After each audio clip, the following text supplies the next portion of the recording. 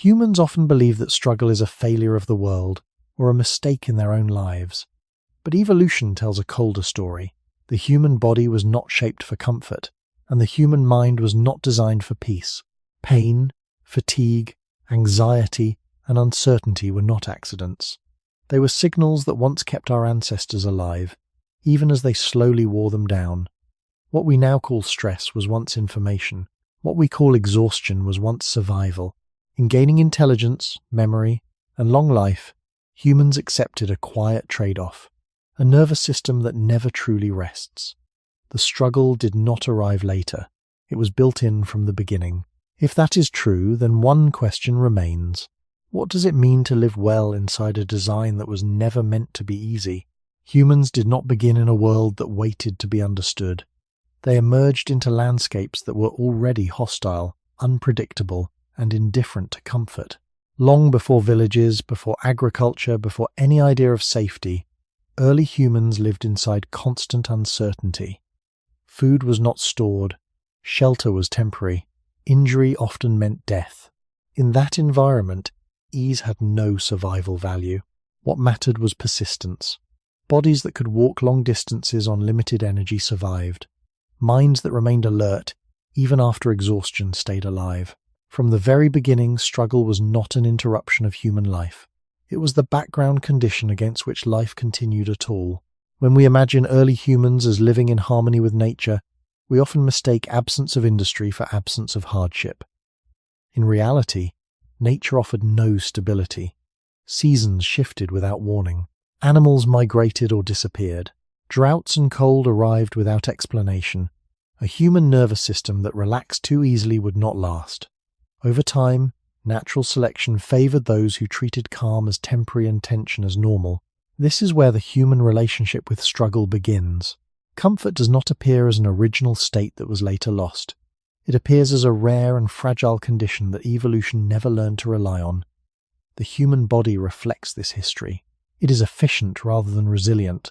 It burns energy slowly, stores fat carefully, and repairs itself imperfectly. Pain signals arrive early and often, not because the body is weak, but because early warning mattered more than long-term ease. The same is true for the mind. Attention evolved to scan for threat, not to rest in stillness. Thought evolved to plan for scarcity, not to enjoy abundance. Even when immediate danger passed, the system did not shut down. There was no advantage in learning how to feel safe. The environment never guaranteed that safety would last. Over thousands of generations, this shaped a species that experiences effort as default. When modern humans feel that life is heavier than it should be, that sensation is not evidence of personal failure. It is the echo of an ancient setting where struggle meant survival. The idea that life ought to be comfortable is historically recent. For most of human existence, comfort had no evolutionary reward. Those who waited for better conditions did not leave descendants. Those who moved, endured, and adapted did. Struggle became woven into muscle, metabolism, and perception. Even the way humans perceive time carries this mark. Early life was measured in short horizons. Days were survived one at a time. Planning beyond the immediate future increased anxiety but also increased survival. A mind that worried lived longer than one that rested. Over time, this produced a species that carries tension forward even when circumstances change. Modern environments may offer stability, but the human system was never recalibrated for it. Evolution does not redesign from scratch.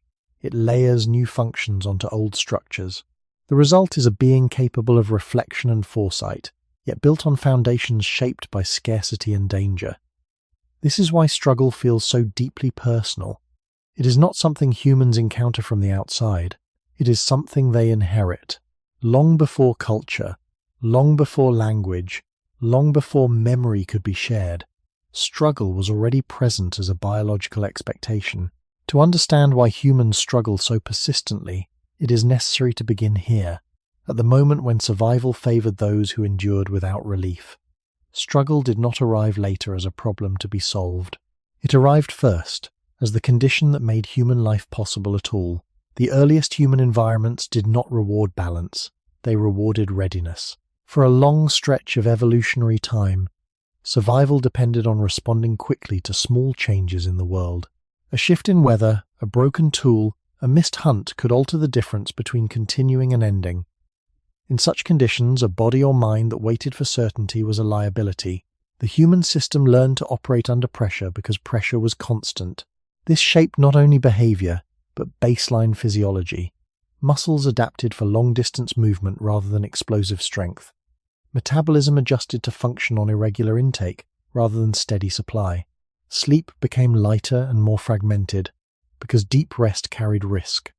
None of this points toward a design meant for ease.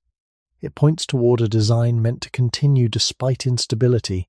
Over time, this produced a body that expects resistance. Even when resistance is absent, the expectation remains. The sensation of effort without a clear cause is not an error. It is the system checking whether conditions have truly changed. The human mind developed in the same way. Thought was not shaped to find meaning or satisfaction. It was shaped to detect patterns that predicted danger or opportunity. The mind learned to rehearse possibilities repeatedly, even when they caused distress, because imagining failure in advance increased the chance of avoiding it. Worry was not a flaw. It was a rehearsal. Anxiety was not a malfunction. It was preparation. In environments where mistakes were irreversible, a mind that returned again and again to potential threats had an advantage. Over generations, this repetition became automatic. The mind did not learn when to stop. There was no signal in nature that said safety had arrived for good. This is why humans often feel restless even during periods of stability. Stability did not shape the system. Instability did. As humans began to rely more on tools and social cooperation, the struggle did not disappear. It shifted inward. Physical dangers slowly reduced, but cognitive demands increased. Remembering social obligations, tracking alliances, anticipating conflict within groups required constant mental effort. Struggle moved from the landscape into the mind. The cost of belonging was vigilance. The cost of cooperation was emotional tension. These pressures reinforced the same pattern. A relaxed mind fell behind. An alert mind endured. Over time, the nervous system learned to treat sustained effort as normal. Calm became unfamiliar. This has consequences that persist into modern life. When external threats diminish, the system does not interpret that as permission to rest. It interprets it as uncertainty. In the absence of visible danger, the mind searches for abstract ones. Time itself becomes a source of strain. Past experiences are replayed. Future possibilities are simulated. The struggle continues, even without immediate cause. This is not because humans are poorly adapted to the present. It is because adaptation always lags behind environment. The human design reflects millions of years spent under conditions where relief was temporary and effort was constant. Comfort arrived too recently to reshape the system. From an evolutionary perspective, there has been no reason to remove struggle. It did not prevent reproduction. It did not prevent survival. In many cases, it improved both. Natural selection does not reward well-being. It rewards continuation. The result is a species that carries forward a nervous system tuned for endurance, not ease. When humans feel that life demands more than it gives, that feeling echoes a long history where demand was the only reliable signal of being alive. Understanding this does not remove struggle, but it changes how it is interpreted. Struggle is not evidence that something has gone wrong. It is evidence that the system is doing what it was shaped to do. The question is not why struggle exists. It is why humans expect it to disappear. By the time early humans began to shape their surroundings more deliberately, the internal design had already been set. Fire, tools, and shared shelters reduced certain dangers, but they did not remove the underlying expectation of hardship. The body did not learn that assistance was reliable. The mind did not learn that tomorrow would resemble today. What changed instead was the direction of effort. Survival became less about reacting to predators and more about sustaining cooperation, planning ahead, and managing limited resources over time. Struggle became quieter, but more persistent. It no longer arrived only in moments of crisis. It settled into daily life as a background demand. This shift reinforced an important pattern. Humans were rewarded not for finding rest, but for maintaining readiness across long stretches of time. Endurance became social as well as physical. Individuals who could tolerate monotony, frustration, and delayed reward contributed more consistently to group survival. Patience was not calm, it was controlled strain. Even early success carried its own pressure. Stored food required protection. Larger groups required coordination. New tools required learning and repair. Each improvement added complexity rather than relief. Evolution responded in the only way it could, by reinforcing systems that sustained effort without collapse. The nervous system adapted to function under long-term load. Stress hormones did not simply spike during emergencies.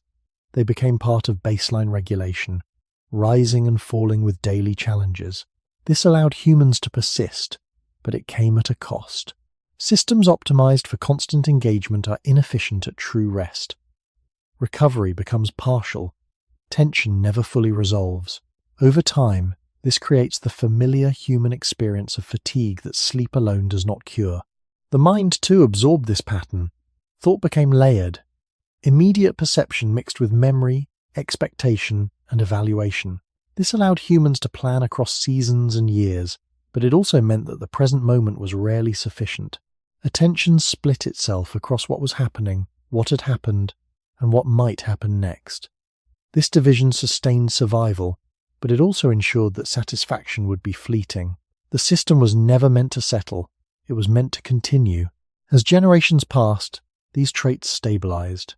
Humans became a species capable of shaping environments, yet unable to escape the internal conditions that made that shaping possible. Struggle persisted even as external threats declined, because the internal machinery still required input. Effort signaled engagement. Without it, the system drifted into uncertainty. This is why ease often feels unsettling. It lacks information. A calm environment provides fewer signals to interpret, fewer problems to solve.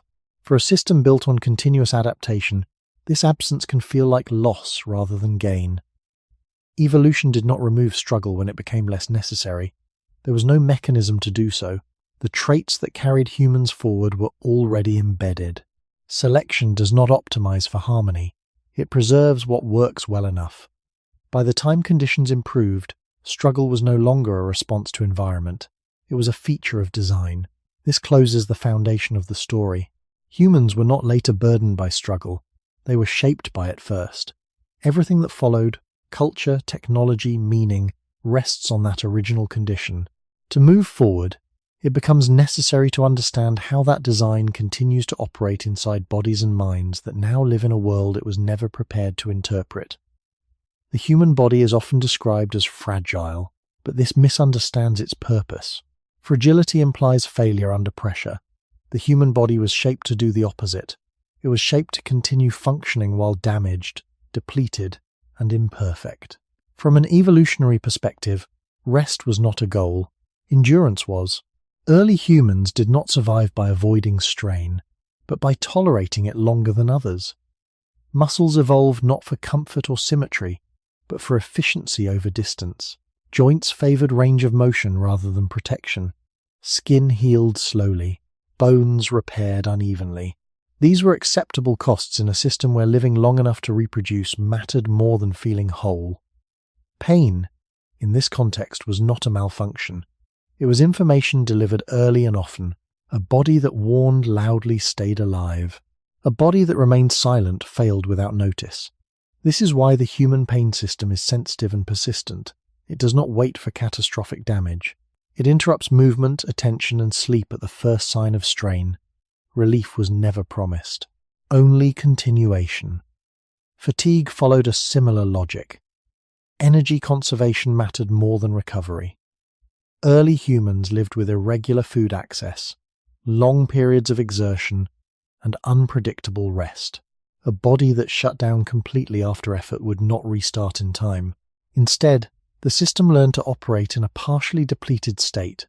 This produced a baseline of low-level exhaustion that modern humans often interpret as abnormal. In reality, it is ancient. The body was never calibrated for full replenishment. It was calibrated for enough. Enough strength to walk again, enough clarity to remain alert, enough energy to continue. Even healing reflects this priority. Injuries that threatened immediate function were addressed, others were left incomplete. Scar tissue replaced precision, compensation replaced correction. Over time, the body accumulated asymmetries and wear, but it continued to move. Evolution accepted this trade because survival did not require perfection, it required persistence. The same pattern appears in internal systems. Hormonal regulation favors rapid response over balance. Stress hormones rise quickly and recede slowly. Inflammation activates easily and resolves incompletely. These responses protected early humans from infection and injury, but they also ensured that the body remained in a state of readiness. True physiological calm was rare. It had little survival value. The result is a body that treats sustained tension as normal and deep relaxation as unfamiliar. Modern expectations often conflict with this design. Humans are taught to seek comfort, balance, and full recovery. When the body fails to provide these states, it is seen as defective. But from an evolutionary standpoint, the body is behaving correctly. It is doing what it was shaped to do. It is conserving energy, prioritizing function, and preparing for uncertainty. The discomfort that follows is not evidence of malfunction. It is the cost of a system optimized for endurance rather than ease. This understanding reframes the human relationship with physical struggle. The body does not resist comfort out of stubbornness. It resists because comfort was never stable enough to trust. Evolution favored bodies that remained cautious even in calm conditions. Rest was allowed, but only briefly. The system expected effort to return. This expectation remains embedded in muscles, metabolism, and repair. To live in a human body is to inhabit a structure that values continuation over comfort. Struggle is not something added on top of this design. It is the design expressing itself. Before considering the mind, it is necessary to recognize this physical foundation. The human body was not built to rest deeply. It was built to endure quietly, carrying strain forward as the price of staying alive. Human endurance is not only mechanical, it is regulated moment by systems that evolved to favor survival over comfort. The human body maintains itself through constant adjustment, rather than equilibrium. Internal balance is temporary and easily disrupted, because stability was never guaranteed in ancestral environments. Hunger, thirst, heat, cold, and injury arrived without warning. The body learned to respond quickly, not to settle gently. This shaped regulatory systems that prioritize readiness over restoration. Appetite fluctuates sharply. Sleep pressure builds unevenly. Hormones rise in anticipation rather than in response.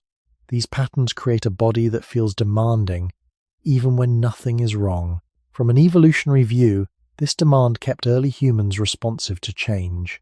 A relaxed body missed signals. A vigilant body stayed alive. One of the clearest examples of this design is the stress response. It is often described as something activated by danger, but in humans it operates continuously at low levels. Cortisol and adrenaline are not reserved for emergencies. They regulate daily energy use, attention, and immune activity. This constant background activation allowed early humans to shift rapidly from rest to action. The cost was sustained internal tension. Over time, the body came to expect this state. When stress hormones drop too low, the system does not interpret that as safety. It interprets it as lack of information. Fatigue and unease often follow, prompting renewed activity or concern. The body seeks stimulation because stimulation once meant survival. Recovery, when it occurs, is partial. Muscles replenish but not fully. Inflammation resolves but leaves traces. Sleep restores function but rarely erases strain. This is not a failure of modern life. It is a continuation of ancient priorities. A body that fully reset itself would have been unprepared for the next disruption. Evolution favored bodies that carried forward a residue of readiness. This residue accumulates across years.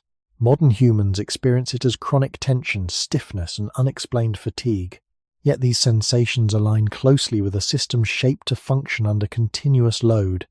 Even aging reflects this logic. The body invests heavily in early survival and reproduction, then gradually shifts toward maintenance rather than repair. Cells are replaced less precisely. Damage accumulates slowly. This is not because the body forgets how to heal. It is because natural selection did not require long-term preservation.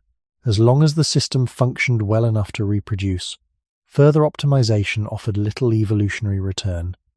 Struggle persists because the body was never designed to exit survival mode completely.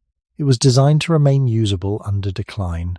This reframes physical limitation. Weakness, slowness, and discomfort are not intrusions into an otherwise balanced system.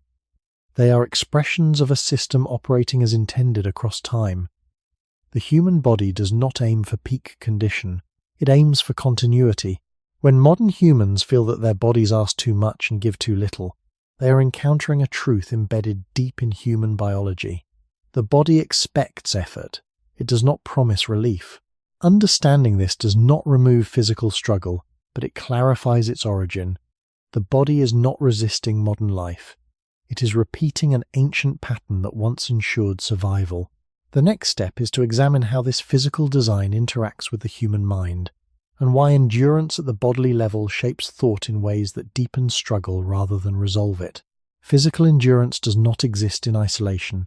It shapes perception, emotion, and behavior in ways that are easy to overlook. A body that expects strain influences how the mind interprets the world. Sensations of effort, discomfort, and fatigue become familiar reference points. They define what feels normal. When these sensations lessen, the absence can feel unsettling rather than relieving. The system has learned to read pressure as information. Without it, orientation is lost. This connection between body and mind formed early. For ancestral humans, bodily signals guided decision-making. Hunger sharpened focus. Fatigue narrowed attention. Pain redirected movement. These signals did not invite rest. They demanded adjustment. Over time, the mind learned to stay active in response to physical strain. Thought followed sensation. A tired body produced cautious thinking. A strained body produced vigilance. This coupling ensured survival, but it also ensured that physical struggle would echo mentally.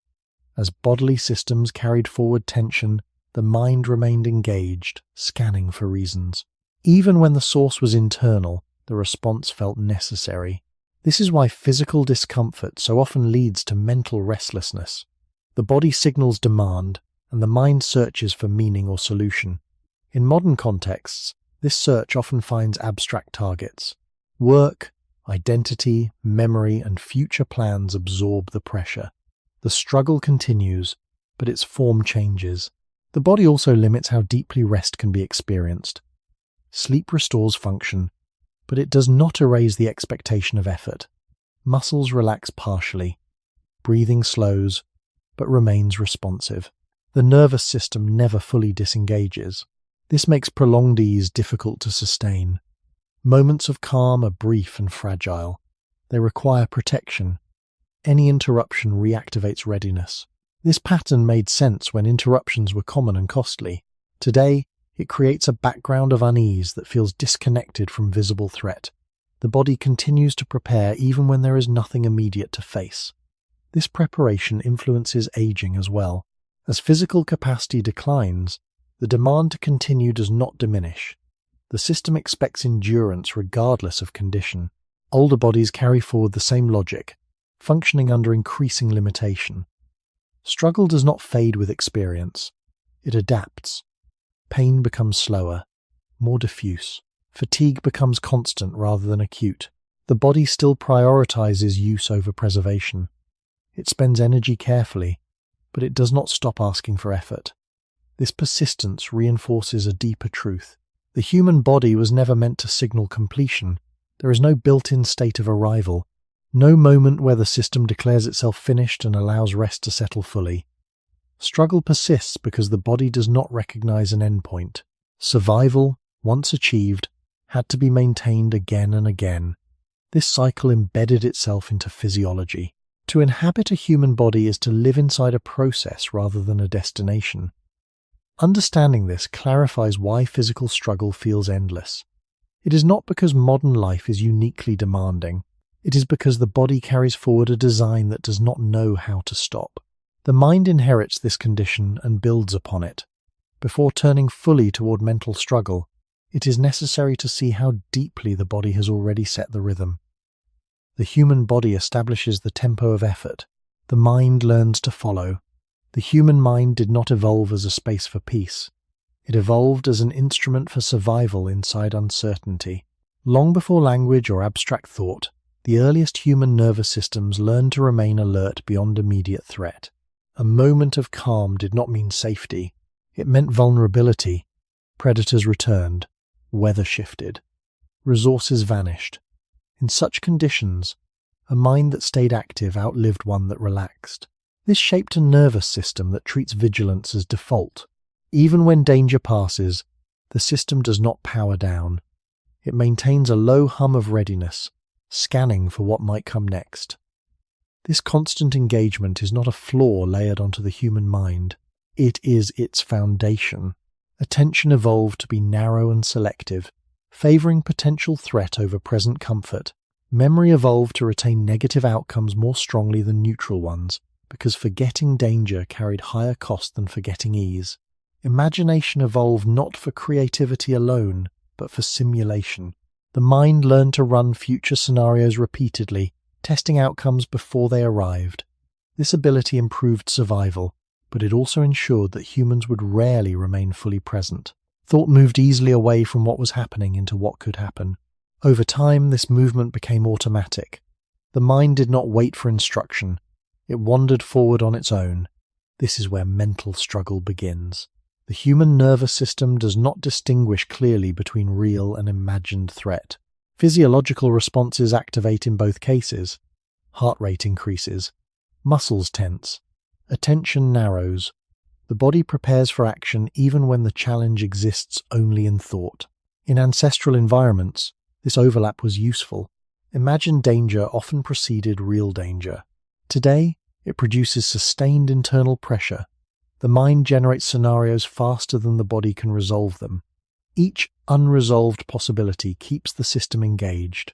Rest becomes difficult because the mind continues to signal incomplete tasks.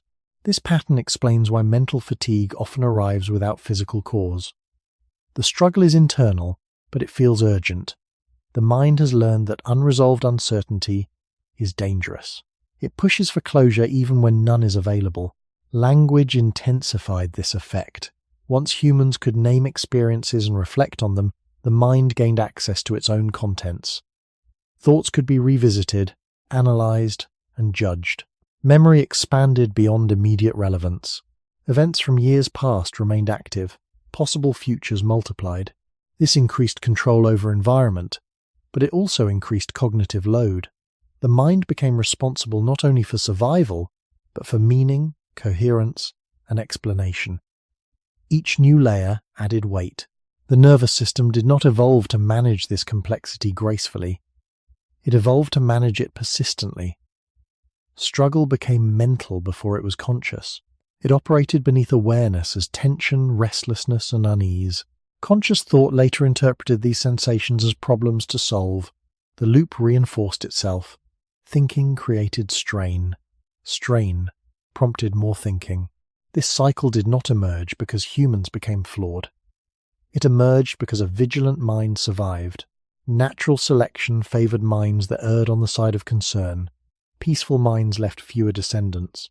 As a result, modern humans inherit a cognitive system that treats stillness with suspicion. Silence invites thought. Ease invites scanning. The mind searches not because something is wrong, but because searching once kept humans alive. Understanding this reframes mental struggle. It is not evidence of personal weakness or cultural failure. It is the continuation of a system shaped to remain active under uncertainty.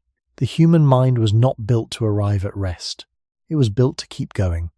As the human mind grew more complex, its struggle deepened rather than eased. The ability to reflect did not bring resolution. It expanded the field of tension. Thought no longer responded only to immediate conditions. It returned to past moments and projected forward into uncertain futures. This allowed learning, planning, and coordination, but it also created a mind that rarely stayed where the body was. Memory began to store not only useful information, but emotional residue. Loss, failure, and fear remained accessible long after their practical value ended. From an evolutionary standpoint, this persistence made sense. Remembering danger reduced the chance of repeating it. Forgetting carried risk. The mind therefore learned to preserve negative experience more vividly than neutral or positive ones. This bias did not aim to create suffering. It aimed to prevent extinction. Over time, however, it produced a mental landscape where strain accumulated faster than relief. Imagination intensified this effect. The mind learned to simulate events before they occurred, preparing responses in advance. In uncertain environments, this ability saved lives. Anticipation reduced surprise. Yet anticipation also meant that the nervous system entered states of readiness repeatedly without resolution. Each imagined outcome triggered a partial physiological response. Muscles tightened, breathing shifted, attention narrowed. When the imagined event did not occur, the system did not fully reset. The residue remained. Over many repetitions, this created chronic mental load. The mind learned to treat possibility itself as demanding. Thought became work. Language added another layer. Words allowed experiences to be labeled, compared, and evaluated. They allowed humans to measure themselves against others and against internal standards. This expanded cooperation and culture, but it also expanded self-monitoring. The mind became both actor and observer. Actions were not only taken, they were judged. This self-observation increased social survival, but it also ensured that mental effort would continue even in solitude. The mind carried society inside itself. Social belonging required constant calibration. Tone, intention, reputation, and memory were tracked continuously. Struggle moved inward again. What once came from the environment now arose from within. Even rest became evaluated. A quiet moment invited reflection on productivity, worth, and future obligation. The mind filled silence because silence once signaled risk. In ancestral settings, silence often meant separation or exposure. Activity meant connection. The nervous system therefore learned to associate mental movement with safety. Stillness felt ambiguous. This association persists. Modern humans often find it easier to endure exhaustion than emptiness. The mind prefers strain to uncertainty. This preference is not chosen, it is inherited. Over generations, selection reinforced minds that remained engaged despite cost. Mental struggle did not prevent survival or reproduction. In many cases, it improved both. As a result, there was no evolutionary pressure to remove it. Relief did not enhance continuation. Vigilance did. This explains why mental effort feels endless. The mind does not seek rest as an endpoint. It seeks preparedness. When preparation has no clear target, it turns inward, thoughts repeat, questions multiply.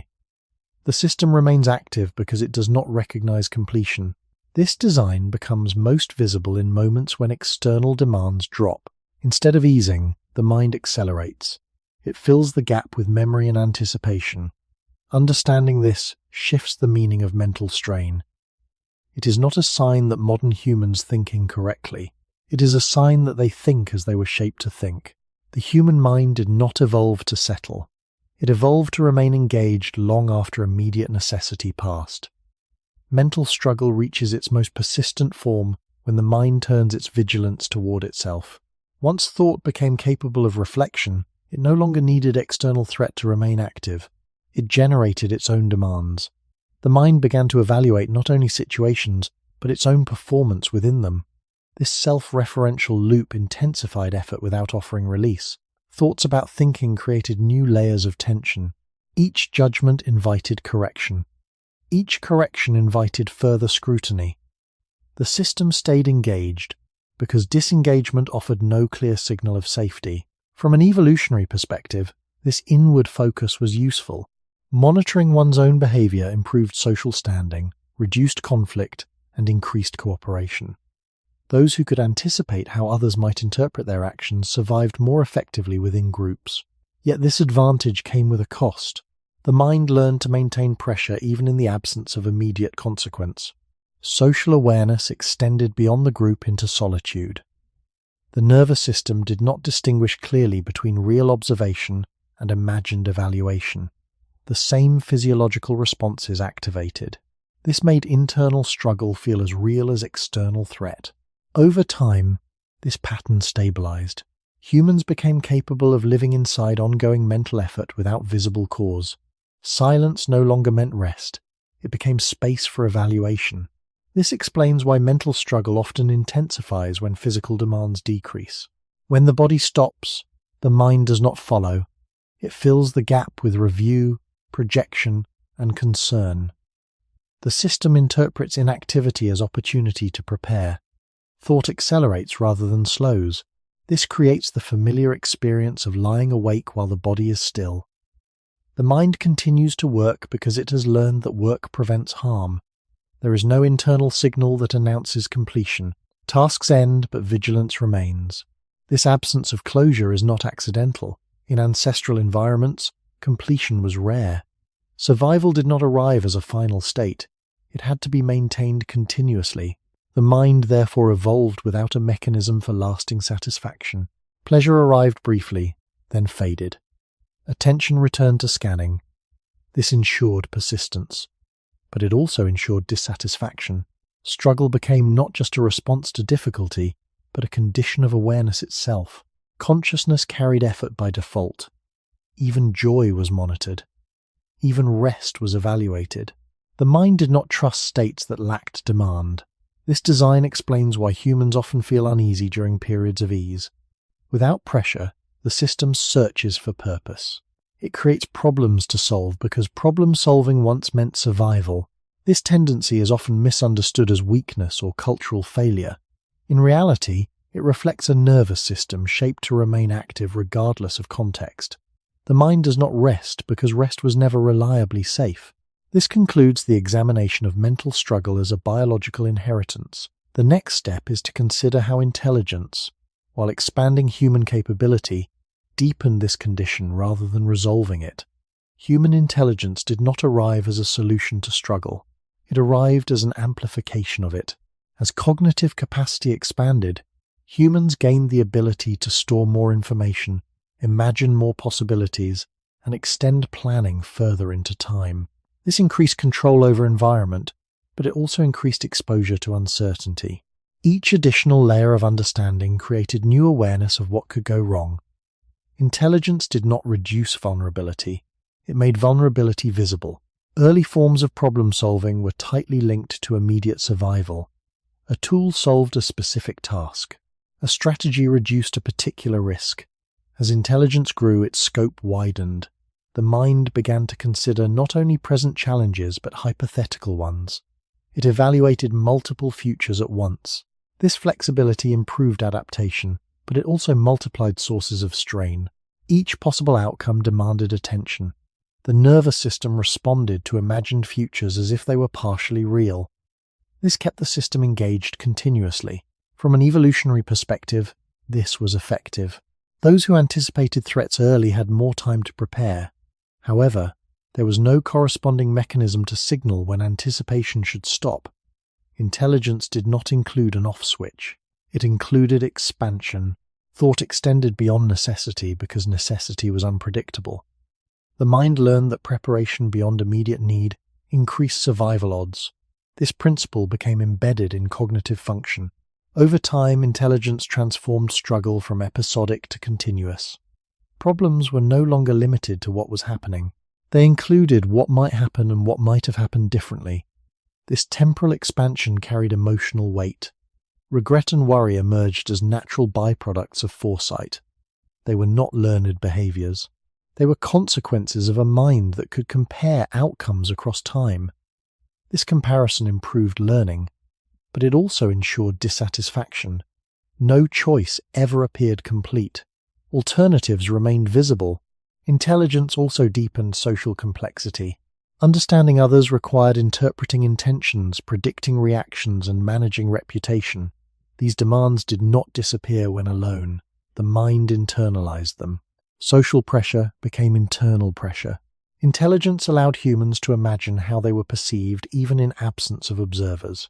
This increased cooperation and reduced overt conflict, but it also ensured persistent self-monitoring.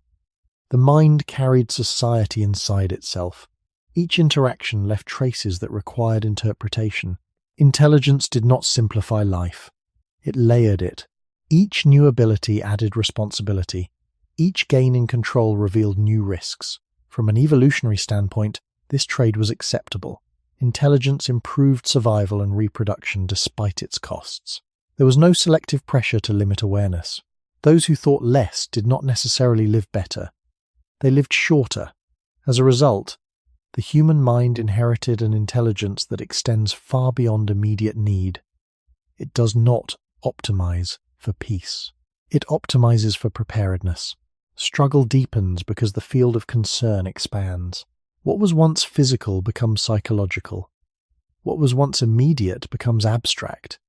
Intelligence turns the entire lifespan into a problem to manage. This is not a flaw layered onto an otherwise balanced system. It is the system's continuation. To understand why struggle persists in intelligent beings, it is necessary to see intelligence itself as a trade-off, not a solution. As intelligence continued to expand, it altered the relationship between effort and reward. Early survival tasks offered immediate feedback. Hunger was followed by eating. Threat was followed by escape. Relief arrived quickly, even if briefly. With higher intelligence, outcomes moved further away from action. Decisions affected futures that could not be observed directly. Effort no longer guaranteed visible result. This separation increased mental load. The mind learned to invest energy without certainty of return. Planning extended across months and years. Consequences became abstract. Success and failure blurred together. The nervous system, however, remained tuned to expect resolution. When it did not arrive, tension persisted. This created a new form of struggle, effort without closure. Intelligence made humans capable of long-term goals, but it did not equip them to tolerate prolonged ambiguity easily. The system continued to seek completion signals that were no longer available. As a result, mental effort accumulated. Each unresolved plan stayed active. Each delayed outcome remained open. The mind carried multiple unfinished loops at once. This pattern intensified with social intelligence. Human success became dependent not only on individual action, but on coordination across many people. Outcomes depended on trust, reputation, and shared expectations.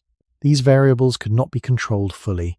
Intelligence allowed humans to perceive this lack of control clearly. Awareness increased faster than influence. The mind recognized its limits, but could not ignore them. This produced a tension between understanding and power. Humans knew more than they could manage. This imbalance deepened struggle. Responsibility expanded beyond capability. Intelligence also altered emotional experience. Feelings became layered with interpretation. Pain was not only felt, it was explained, compared, and anticipated. Pleasure was not only enjoyed, it was evaluated and measured against expectation. This cognitive overlay diluted immediacy. Experiences rarely stood alone. They were framed by context and consequence. The mind hovered over sensation, never fully entering it. This distance increased adaptability, but it reduced satisfaction. Intelligence made humans observers of their own lives. Observation increased control, but it also reduced immersion. The system traded presence for prediction. Over time, this trade shaped a species that rarely experiences effort as complete. Even achievement carries forward strain. Success invites new goals. Solutions generate new problems. Intelligence does not converge toward simplicity, it branches. Each answer reveals additional questions. From an evolutionary perspective, this expansion was advantageous. A species that continued to ask survived better than one that settled. There was no pressure to limit cognitive growth once it proved useful. The cost was continuous mental engagement. Struggle became cognitive background noise rather than acute response. This explains why intelligent beings often feel burdened by their own awareness. The mind cannot return to a simpler state once it has expanded. It must carry complexity forward. Intelligence does not lighten the human condition. It deepens it. Understanding this reframes human struggle not as a failure to use intelligence well, but as the inevitable consequence of having it at all. The next step is to examine how memory and time further amplify this condition, extending struggle across an entire lifespan rather than isolated moments. Intelligence reshapes not only how humans act, but how they carry time. As cognitive capacity expanded, humans stopped living exclusively in the present. Past and future became active dimensions of experience. Memory preserved events far beyond their immediate relevance. Anticipation projected outcomes far beyond current conditions. This temporal expansion allowed learning and planning, but it also ensured that struggle would extend across an entire lifespan. The mind became a container for unfinished experience. Events did not end when they passed. They remained available for review. Mistakes could be revisited. Losses could be replayed. This persistence increased caution and adaptability, but it also prevented closure. The nervous system continued to respond to memories as if they carried ongoing significance. Physiological reactions followed recollection. Tension returned without external trigger. The body prepared for situations that no longer existed. Intelligence did not distinguish between useful memory and emotional residue. It preserved both. Future thinking intensified this pattern. The mind learned to simulate outcomes repeatedly, searching for optimal paths. This ability improved survival and cooperation, but it also created endless comparison. Each decision could be measured against alternatives that were never realized. Satisfaction weakened because comparison never ended. Intelligence introduced the concept of what could have been. This concept carried weight. Regret and longing emerged naturally from a mind capable of temporal comparison. They were not cultural inventions. They were cognitive consequences. The system did not evolve to manage this burden gently. It evolved to use it. Regret discouraged repetition of error. Longing motivated continued effort. Both increased persistence. Neither offered relief. As humans began to organize life across decades rather than seasons, the accumulation of memory and expectation deepened. Identity itself became temporal. A person was no longer only what they were now, but what they had been and what they hoped to become. This continuity allowed learning and growth, but it also bound effort to self-worth. Struggle became personal and enduring. Failure did not end with circumstance. It followed identity. Intelligence allowed humans to narrate their lives. Narratives created meaning, but they also created pressure. A story requires coherence. Incoherence demands correction. The mind worked continuously to align experience with expectation. When alignment failed, tension increased. This narrative effort had survival value. It organized behavior and reinforced social norms. But it also ensured that mental labor would continue even in moments of rest. The mind did not relinquish its story when conditions were calm. It refined it. Each quiet moment became an opportunity to evaluate progress. Intelligence therefore extended struggle through time rather than resolving it. The human experience became a continuous project rather than a sequence of moments. Completion receded, goals shifted, meaning required maintenance. From an evolutionary perspective, this was acceptable. A species that remained engaged across its lifespan adapted more effectively than one that settled early. Intelligence did not promise peace. It promised persistence. Struggle, carried through memory and anticipation, became a companion rather than an episode. To understand human struggle fully, it is necessary to see how time itself becomes a medium through which intelligence deepens effort rather than releases it. Long life altered the meaning of struggle without removing it. As human lifespan extended beyond immediate survival and reproduction, the system that evolved for short horizons was asked to operate across decades. The body and mind did not receive new designs to match this expansion. They carried forward the same priorities, now stretched over time. Early humans rarely lived long enough for cumulative strain to become visible. Injury, infection, or scarcity ended life before long-term decline fully unfolded. As survival improved, decline did not disappear. It slowed. Struggle became less acute and more continuous. The human system was never optimized for longevity. It was optimized for continuation. When continuation extended, cost accumulated. Aging reflects this accumulation. The body maintains function through compensation rather than renewal. Systems adapt to loss by redistributing effort. Muscles weaken, but movement persists. Memory falters, but meaning remains sought. This persistence is not graceful, it is demanding. The body continues to ask for effort even as capacity decreases. This creates a new form of struggle, effort without proportional ability. From an evolutionary perspective, this mismatch was irrelevant. Natural selection favored traits that functioned early in life. What happened later had little effect on reproductive success. There was no pressure to design for ease in old age. As a result, long life exposes the limits of a system never intended to carry itself gently across time. The mind experiences this extension differently. Awareness does not decline at the same rate as capacity. Desire remains active. Memory remains partially intact. Expectations persist. This creates tension between what is imagined and what is possible. Struggle becomes internal rather than external. The environment may become simpler, but the inner demand does not recede. The system continues to seek purpose, engagement, and resolution. Aging transforms struggle rather than ending it. It shifts from physical urgency to existential weight. Time itself becomes heavy. Past effort accumulates as identity. Future uncertainty narrows.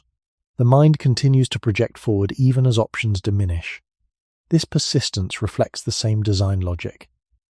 The system does not recognize an endpoint. It was never meant to. Survival did not conclude. It repeated. As a result, humans age inside a structure that expects continuation without offering completion. This understanding reframes the experience of growing older. Decline is not a failure of adaptation. It is exposure of design limits. Long life reveals what short life concealed. Struggle was always present. Longevity allows it to accumulate. Before considering how meaning and culture attempt to respond to this condition, it is necessary to see long life itself as a trade-off rather than an achievement without cost. As human life lengthened, the relationship between effort and meaning shifted again. When survival occupied most of existence, struggle had clear direction. It pointed toward food, shelter, protection, and reproduction. With longer life, these goals no longer filled the entire span. Large portions of time opened that were not strictly necessary for survival. The system, however, did not adapt to this openness. It continued to generate effort even when direction weakened. Struggle detached from immediate necessity and attached itself to identity. Humans began to ask not only how to live, but why. This question carried weight the nervous system was never designed to bear comfortably. Meaning became a task. The mind treated it as another problem to solve. This added a new layer of strain. Effort was no longer only physical or practical. It became interpretive. Experiences were evaluated for significance. Time was assessed for value. This evaluation did not reduce struggle. It refined it. The system sought coherence across a long narrative, not just success in isolated moments. Aging intensified this demand. As opportunities narrowed, the pressure to justify past effort increased. Memory became selective, but not necessarily gentle. Regret and pride coexisted, often unresolved. The mind reviewed its history not to rest, but to understand. Understanding did not always bring relief. It often revealed missed possibilities and irreversible choices. This reflection had evolutionary roots. Learning from past outcomes improved future decision-making. But in extended life, reflection outlived its practical function. It continued after most decisions were no longer reversible. Struggle persisted because the mind did not know when to stop learning. Cultural systems emerged in response to this condition. Stories, beliefs, and rituals offered frameworks to contain effort across time. They did not remove struggle, but they organized it. Meaning systems allowed humans to endure long lives without losing orientation completely, yet these systems also introduced new demands. They required alignment, belief, and participation. When alignment failed, tension increased. Meaning itself became a source of struggle. This is not because meaning is harmful, but because the system seeking it was shaped for survival, not resolution. The mind approached meaning as it approached danger, with vigilance and urgency. It searched for answers that evolution never prepared it to find. Long life, therefore, amplifies struggle by extending the duration over which unanswered questions can persist. The human system carries effort forward even when direction fades. It does so because effort once ensured survival. There was no mechanism to disengage it when survival no longer required constant action. This explains why periods of rest or retirement often feel uneasy rather than peaceful. Without immediate demands, the system turns inward. It searches for tasks, goals, or explanations. Struggle adapts again. It becomes existential rather than practical. Understanding this does not diminish the value of long life, but it clarifies its cost. Longevity exposes the mismatch between a system built for persistence and a lifespan long enough to ask for meaning. The struggle does not indicate failure to live well. It indicates that the system is still operating according to ancient priorities. To move forward, it becomes necessary to examine how humans attempt to resolve this tension through culture, structure, and shared narratives, and why these attempts both help and fall short. As long life continues, struggle becomes quieter but more diffuse. It no longer announces itself through urgency or crisis. It settles into daily awareness as a sense of incompletion. The human system continues to expect engagement even when capacity, opportunity, or desire diminish. This creates a subtle tension between what remains possible and what is no longer available. The body slows, but the demand for purpose does not fade at the same pace. The mind continues to generate expectations based on earlier stages of life. This temporal mismatch deepens struggle. Effort is required not only to act, but to accept limitation. Acceptance, however, is not a state the system was designed to reach easily. In ancestral environments, acceptance carried risk. Yielding too early meant exposure. Persistence was safer than resignation. This bias carried forward. The mind resists closure because closure once meant vulnerability. Even when circumstances change, the internal logic remains. Humans, therefore, age inside a system that continues to push, even as pushing becomes costly. This is visible in the way older individuals often maintain routines, responsibilities, and concerns long after necessity fades. These patterns provide orientation. Without them, the system loses structure. Struggle offers shape to time. It fills days with purpose, even if that purpose is demanding. From an evolutionary view, this makes sense. A structured organism survives longer than a drifting one. Culture reinforces this tendency. Societies value productivity, contribution, and resilience. These values support collective continuity, but they also mirror ancient survival priorities. They encourage engagement even when rest would be possible. This does not mean culture is misguided. It means culture evolved in dialogue with biology. Both favor continuation over comfort. As a result, long life often involves sustained effort without clear endpoint. Retirement, slowing, or withdrawal do not always bring peace. They remove external demands without removing internal ones. The system continues to seek tasks because tasks once ensured survival. This explains why many humans experience rest as emptiness rather than relief. The absence of struggle feels unfamiliar. The nervous system interprets it as lack of signal. To compensate, it generates concern, memory, or anticipation. Struggle persists, transformed but intact. Understanding this pattern reframes the experience of later life. Difficulty does not arise because something has gone wrong. It arises because the system remains consistent. It continues to operate according to rules shaped long before long. Life was common. Longevity did not rewrite those rules. It exposed them. The challenge of long life is not to eliminate struggle, but to recognize its origin and limits. Without this recognition, struggle is interpreted as failure or injustice. With it, struggle can be seen as a background condition rather than a personal verdict. This recognition does not remove effort, but it softens interpretation. It allows humans to relate differently to their own persistence. Before turning toward how meaning, wisdom, or acceptance might emerge from this condition, it is necessary to see long life clearly, not as a triumph without cost, but as an extended exposure to a design that was never meant to rest. Culture did not remove human struggle, it reorganized it. As humans began to live in larger groups and more stable environments, Survival depended less on individual endurance and more on shared structure. Rules, roles, and expectations reduced certain risks, but they introduced new forms of pressure. Struggle shifted from direct confrontation with nature to continuous negotiation with social systems.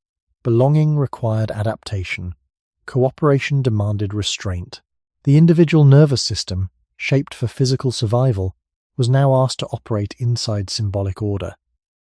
This transition did not soften effort. It redistributed it.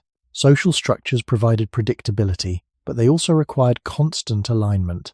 Norms had to be learned, remembered, and followed. Deviations carried consequences. The mind remained vigilant, now scanning social signals rather than environmental threats. Acceptance by the group became as important as access to resources. From an evolutionary perspective, this made sense. Humans who maintained social bonds survived better than those who did not. The cost was sustained internal monitoring. Culture extended struggle into behavior, identity, and self-regulation. Even when physical danger receded, social evaluation remained active. The nervous system responded similarly to both. Rejection triggered stress responses once reserved for threat.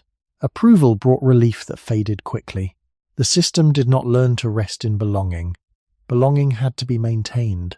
Cultural roles further intensified this pattern. As societies became more complex, individuals were defined by function. Purpose was assigned rather than discovered.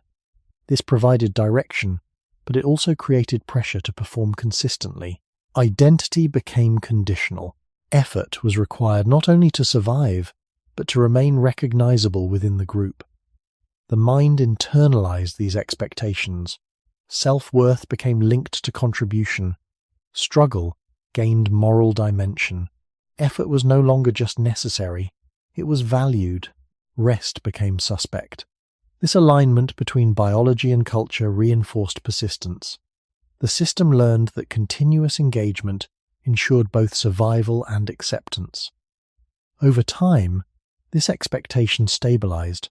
Humans learned to measure themselves through output, responsibility, and endurance. Even when conditions allowed ease, the internal demand remained. Culture did not invent struggle. It amplified existing tendencies. It gave them language, structure, and justification. This explains why modern humans often feel pressured even in safe environments. The source is not solely external. It is the interaction between ancient biology and shared systems built upon it. Culture promises meaning through participation, but it also ensures that effort never fully resolves. There is always another role to fulfill, another standard to meet. This does not indicate failure of culture. It reflects its origin. Culture evolved to coordinate survival, not to guarantee peace. The human system responded accordingly. Struggle became organized, persistent, and normalized. Understanding this cultural layer is essential. It shows how struggle continues even when physical conditions improve. It reveals why relief often feels temporary and incomplete. The next step is to examine how humans attempt to find wisdom or acceptance within this structure, and why such attempts must work with struggle rather than against it. As culture matured, it began to offer explanations for struggle rather than solutions. Belief systems, moral codes, and shared narratives emerged to make sustained effort bearable across generations. These systems did not remove hardship, they gave it shape. Suffering was framed as meaningful, necessary, or purposeful. This reframing allowed individuals to endure conditions that biology alone could not soften. From an evolutionary perspective, this was adaptive. Groups that could justify endurance maintained cohesion longer than those that could not. Meaning became a stabilizing force. Yet meaning also carried demands. It required belief, alignment, and internalization. The mind learned not only to endure struggle, but to interpret it correctly. Doubt introduced tension. Misalignment produced guilt or fear. Cultural explanations, therefore, did not neutralize struggle. They layered it with obligation. Effort became not only practical, but moral. Humans were expected to struggle in the right way, for the right reasons. This expectation intensified internal monitoring. The nervous system responded not only to threat, but to perceived failure of meaning. Shame and anxiety emerged as social regulators. They discouraged deviation and reinforced conformity. These emotions did not feel abstract. They activated the same physiological systems as danger. The body reacted as if survival were at stake. This made cultural pressure deeply physical. Over time, belief systems extended beyond immediate community into internal identity. Humans learned to carry rules inside themselves. Even in solitude, evaluation continued. Struggle persisted because the mind remained accountable to invisible standards. Cultural narratives also promised eventual resolution. Reward might arrive later, beyond present experience. This promise sustained effort across long periods without relief. Yet the nervous system remained anchored in the present. Deferred meaning did not calm it. Anticipation kept the system active. Hope and anxiety intertwined. The body prepared continuously for outcomes that were never fully realized. This pattern allowed civilizations to persist, but it also ensured that individuals rarely experienced completion, meaning postponed relief rather than delivering it. This does not make culture deceptive. It makes it consistent with biological inheritance. Culture evolved within a species already shaped for endurance. It amplified what existed. The human mind accepted narratives of purpose because they aligned with its need to remain engaged. Stories offered direction to effort, not rest from it. This explains why humans often feel pressure to justify their own struggle. Suffering without explanation feels unbearable. Explanation makes it tolerable but also continuous. Once effort is framed as necessary, stopping becomes difficult. Rest feels undeserved. This dynamic appears across traditions and societies. Different symbols, similar function, all seek to contain struggle without eliminating it. Understanding this clarifies why cultural solutions rarely bring lasting peace. They operate within the same design constraints. They manage struggle rather than dissolve it. The next step is to consider whether acceptance, rather than resolution, offers a different relationship to this condition, and what limits biology places on that possibility. Acceptance does not emerge naturally from a system built for persistence. It must be learned slowly, often against instinct. The human nervous system evolved to treat unresolved conditions as threats. Letting go feels similar to exposure. Culture recognizes this difficulty and offers practices meant to soften it. Reflection, ritual, repetition, and contemplation appear across societies not as escapes from struggle, but as methods to coexist with it. These practices do not silence effort, they redirect attention. They slow the system without shutting it down. From an evolutionary perspective, this is the only form of relief that could function. A complete disengagement would have reduced responsiveness. A partial softening preserved readiness while reducing overload. Acceptance, therefore, appears not as peace, but as a change in relationship. Effort remains present, but it is no longer interpreted as failure. This shift matters. Interpretation influences physiology. When struggle is framed as expected rather than threatening, stress responses become less acute. The body remains engaged, but tension loosens. This does not eliminate discomfort. It alters its meaning. Cultural wisdom traditions often emphasize endurance with awareness rather than resistance. This emphasis aligns with biological constraint. The system cannot be redesigned. It can be guided.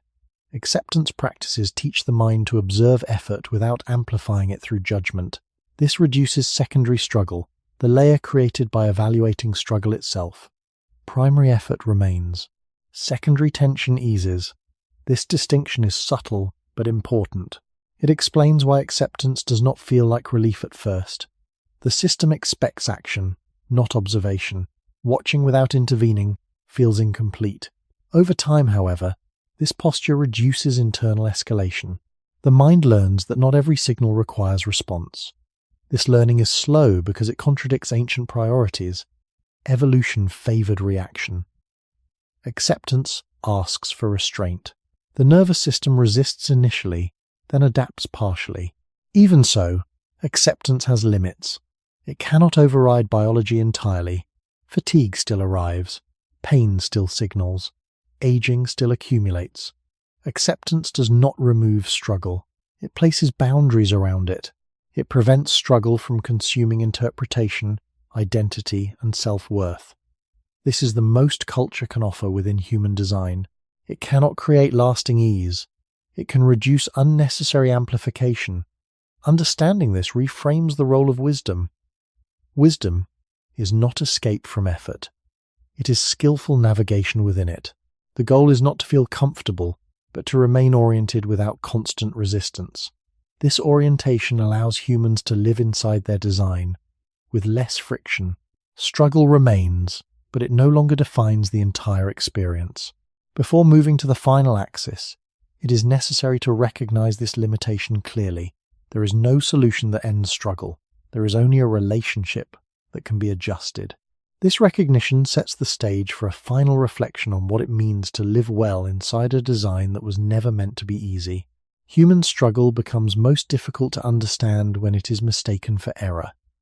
The final shift in perspective begins by recognizing that struggle is not evidence that life is malfunctioning.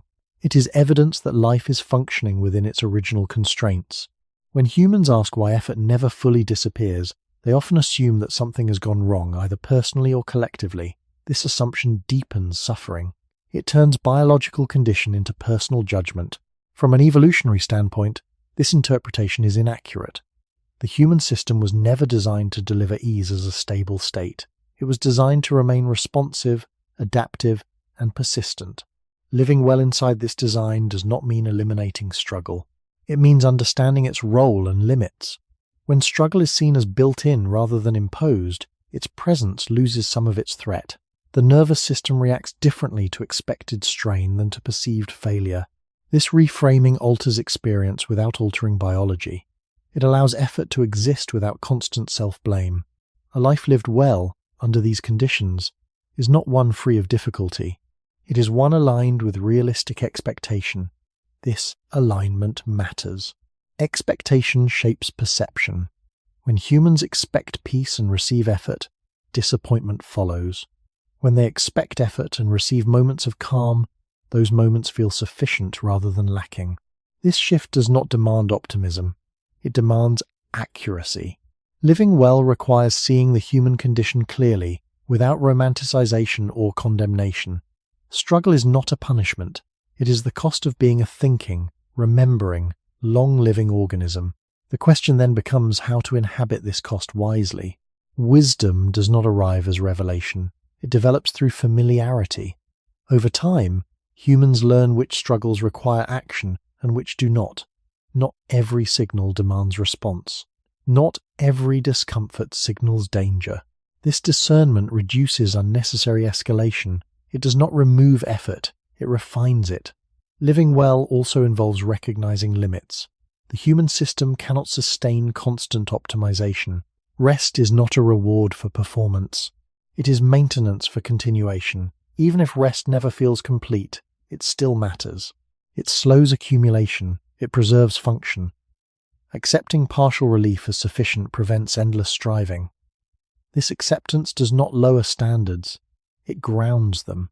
Meaning, under these conditions, does not emerge from victory over struggle. It emerges from participation within it. Humans find meaning not by escaping effort, but by choosing where to place it. Attention becomes the most valuable resource. Where attention rests determines how struggle is experienced. When attention is scattered, struggle multiplies. When it is placed deliberately, struggle narrows. This is not control in the mechanical sense. It is orientation. Orientation allows humans to move through difficulty without being consumed by it. This perspective does not close the question raised at the beginning. It opens it more gently. If struggle is built into the design, then living well is not about fixing life, but about learning how to live inside it without unnecessary resistance. The answer, if there is one, will not arrive as certainty. It will remain a practice, adjusted over time, as each human learns to carry effort without letting it define the entirety of their experience. Living well inside struggle requires a quieter skill than solving problems. It requires learning when effort adds value and when it merely repeats itself. The human system tends to treat all discomfort as a call to action. This tendency once protected survival. In modern conditions, it often creates excess strain. Discernment becomes essential. Discernment is not indifference. It is selective engagement. It allows humans to respond without amplifying every signal. This skill develops slowly because it runs against instinct. Instinct urges reaction. Discernment asks for pause. The pause does not deny struggle. It places space around it. In that space, interpretation softens. The nervous system learns that not every tension requires immediate resolution. This learning does not occur through explanation alone. It occurs through repeated experience of allowing discomfort to exist without escalation. Over time, the system adapts partially. Reactivity decreases, awareness increases. This change is subtle but cumulative. It alters how struggle is carried across days and years. Another aspect of living well involves relinquishing the idea of completion. Human minds often search for a final state where effort ends and satisfaction stabilizes. Evolution did not provide such a state. Expecting it creates constant disappointment. Letting go of this expectation does not reduce ambition. It reduces friction.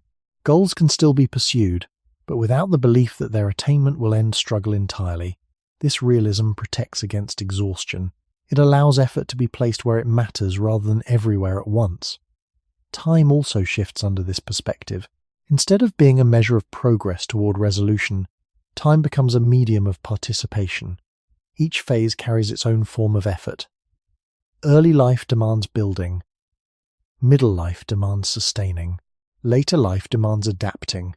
None offers permanent relief. Each offers different kinds of engagement. Recognizing this pattern reduces comparison across stages. Struggle at one age is not failure relative to another. It is variation within the same design. Relationships change under this understanding as well.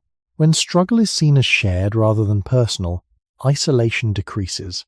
Humans often hide effort because they interpret it as weakness. This interpretation intensifies strain. Seeing struggle as common condition allows connection without performance. Support does not remove difficulty, but it distributes it. Distribution reduces load. This social aspect aligns with human evolution. Endurance was rarely solitary. It was shared. Living well, therefore, involves allowing struggle to be visible without turning it into identity. Effort is something experienced, not something one is. This distinction prevents collapse into self-definition. When struggle defines identity, it becomes rigid. When it is recognized as state, it remains flexible. Flexibility preserves function. This perspective does not romanticize hardship.